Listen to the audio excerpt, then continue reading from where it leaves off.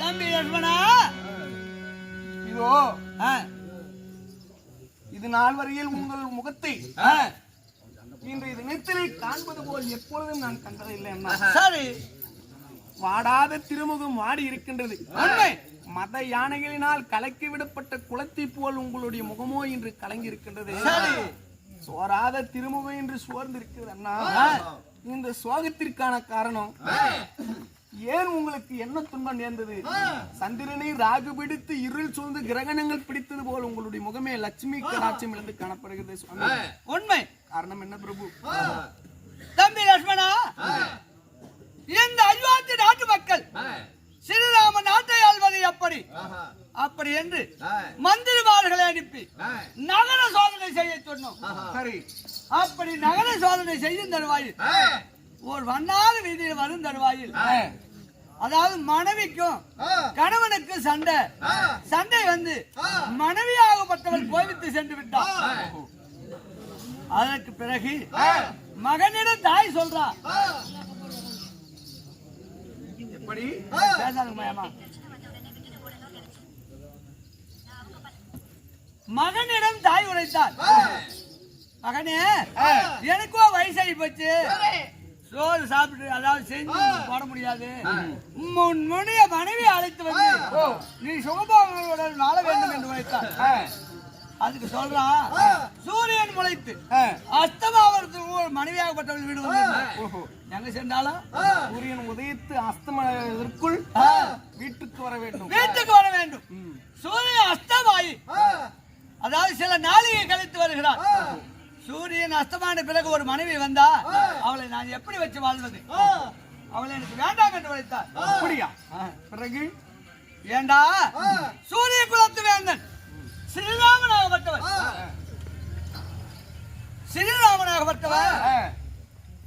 சேதையால் அங்க அதாவது ராவணன் சிறை கொண்டு போனா 14 ஆண்டு கழிச்சு வந்து சேதையை வச்சு ராம ஆள்லையா, ஏண்டா நீ வச்சு வாழ மாட்டாங்கற அப்படின்னு கேட்க, அவனுடைய சூரிய குலத்துக்கு ஏத்துக்க என்னுடைய வீரபத்ர குலத்துக்கு ஏற்காது. அவன் அதாவது சூடு சோனையற்றவன், நாடி நரம்பற்றவன், அவன் வச்சு பொண்டாட்டி ஆழ்வான், நான் எப்படி வச்சு வாழ்வது? அவனுடைய சூரிய குலத்துக்கு ஏத்துக்க, அவங்க சூடு சொன்ன இல்லாதவங்க, நான் என்னுடைய வீரபத்ர குலம் நெருப்பில் பிறந்தவங்க, அதனால அவளை வச்சு நான் வாழ முடியாதம்மா அப்படி என்று வைத்தான். அப்படியா சொன்னான் அந்த வண்ணான். சரி என்று ஆணையிடுங்கள், அவனுடைய நாக்கை அறுத்து வருகிறேன். தம்பி லட்சுமணா பொறுப்பா? தம்பி லட்சுமணா, மந்திரிமார்கள் சொல்வது பொய்யா கூட இருக்கலாம். ஆள்காலம் போறது அத்துவானா, பண்ணாடி போறது மத்தானா, தான் போறது உத்தமம் அப்படி என்று நானே சென்று நகர சோதனைக்கு சென்று பார்த்து என் ஆடு ஆபரணங்களை கழித்து விட்டு மூடி முக்காடிட்டு மறுத்து சென்று அப்பொழுது அந்த வார்த்தை தான் பேசினார். அப்படி சூரிய குலத்துக்கு ஏத்துக்கோ, என்னுடைய வீரபத்ர குலத்துக்கு ஏற்காது, அவனெல்லாம் ஒரு மனிதனா அப்படி என்று என்னை ஏளிதமாக பேசுகிறார்கள். உங்களை ஏளிதமாக பேசிவிட்டாங்க அண்ணா. அதற்காக இப்பொழுது நான் சொல்லும் வார்த்தை நீ கேட்க வேண்டும். யாரோ ஒருவன் மாற்றான் தன்னை ஏளிதமாக பேசிவிட்டான் என்பதற்காகவா இப்படி முகம் சொல்ந்து இருக்கலாமா? இருக்கக்கூடிய குடிமக்கள், அதாவது நம்ம பார்த்தவ அவங்க ஒருத்தரையே அப்படி பேசுறாங்கன்னா இன்னும் பார்க்காத ஜனங்க எப்படி பேசுவாங்க?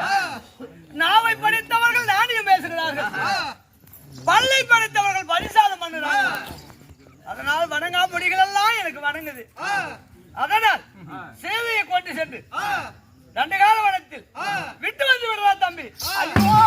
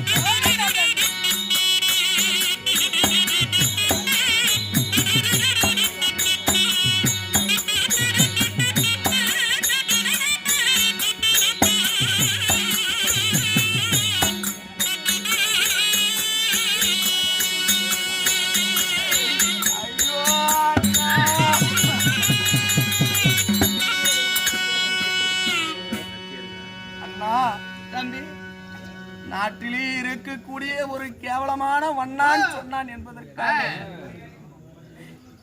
நாடாளக்கூடிய அரசன் தாங்கள் இப்பேற்பட்ட ஒரு முடிவு எடுக்கலாமா? அந்த ஜனகனின் மகள் சீதா 14 வருடம் கானகத்தில் கல்லிலும் நம்மளோடு அலைந்து திரிந்தவள், அரச குலத்திலே பிறந்து நம்மளோடு கானகத்திலே வந்தவள். அப்பேற்பட்ட உத்தமி பதிவிரதையை போய் கானகத்தில் விட்டு வா தம்பி என்று சொல்கின்றாயே, உனக்கு என்னன்னா இந்த மனம் வந்தது? மாற்றானுடைய சொல்லை கேட்டு தாங்கள் இந்த வார்த்தை சொல்ல நியாயமாகுமா, தகுமா? அண்ணா, தம்பி 3 தம்பிகளும் அழைத்து சொன்ன பரதன் சத்துருக்கன் இருவர்களை அழைத்து மனைவியை கொண்டு சென்று வனத்தில் விட்டுவாடா என்று உழைத்து ஆகாது என்று உழைத்து விட்டார்கள். என்னுடன் உயிரில் கலந்தவன் நீயும் என் வார்த்தை கேட்கல. இனிமேல் நாட்டில் நான் இருந்து என்ன பலன்? அதனால் இப்பொழுது அதாவது வாழால் என் சிரத்தை நான் துண்டித்துக் கொள்கிறேன்.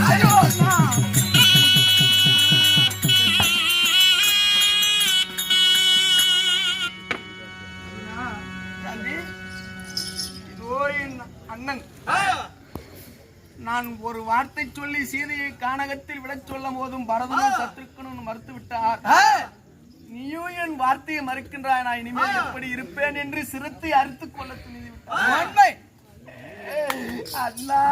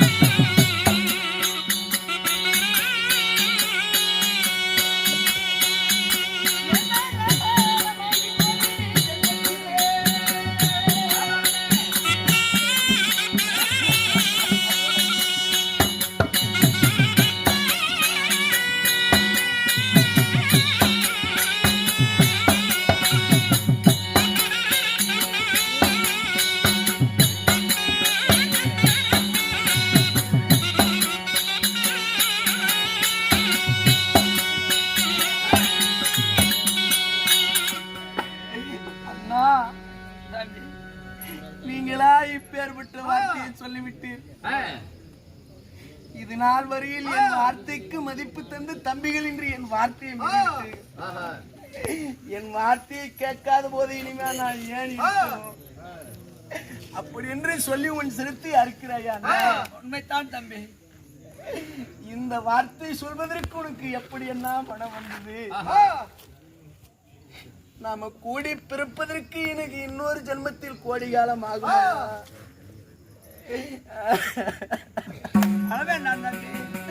நாம சேர்ந்து பிறப்பதற்கு இன்னொரு ஜென்மம் ஆகுமா?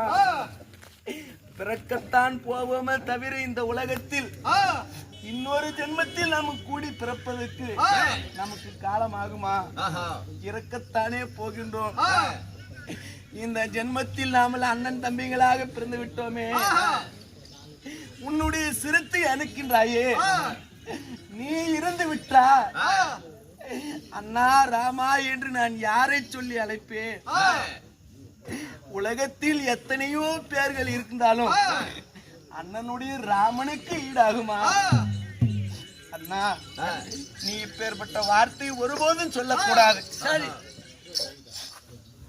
உலகத்தில் இருப்பவர்கள் எல்லாம் நமக்கு அண்ணனாகி முடியாது. உடன் பிறந்த என் ரத்த சகோதர பாசம் நீதான். இப்பொழுது என்ன, சீதையை காட்டிலே விட வேண்டும். அண்ணா, சீதையும் என்னிடம் உழைத்திருக்கிறார். அந்த தண்டகால வனத்தை அண்ணா, சீதையை காட்டிலே விட வேண்டும். அதுதானே? போகட்டும். 1000 இருப்பினும் சீதை அவள் அண்ணி அசல். அவள் மாற்றான் உடைய பெண். அந்த சீதையில் என்றாலும் உனக்கு இன்னொரு பெண்ணை திருமணம் செய்து நான் அண்ணி என்று அழைக்க முடியும். இந்த உலகத்தில் நீ ஒருவன் இல்லை என்றால் நான் யாரை அண்ணா என்று அழைப்பேன்? அண்ணா,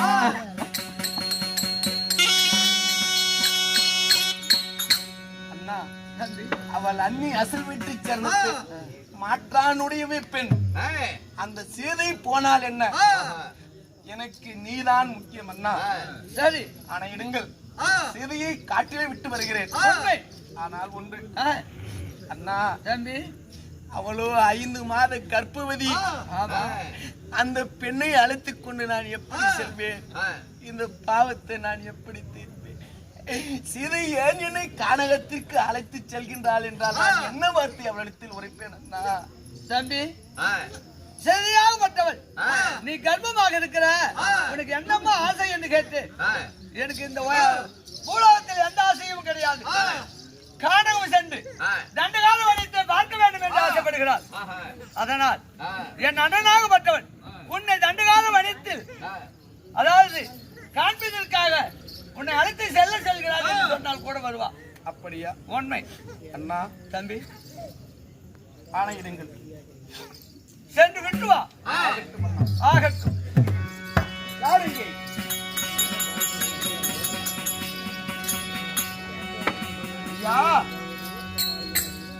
சேனாதிபதிகளே, சுவாமி, நினைத்தே. ஆமா, என் அண்ணி சீதா வாட்டி அம்மன் இருக்கின்றார். ஆமா, அன்னவரே உன்னுடைய தம்பி லட்சுமணன் காண வேண்டுமா?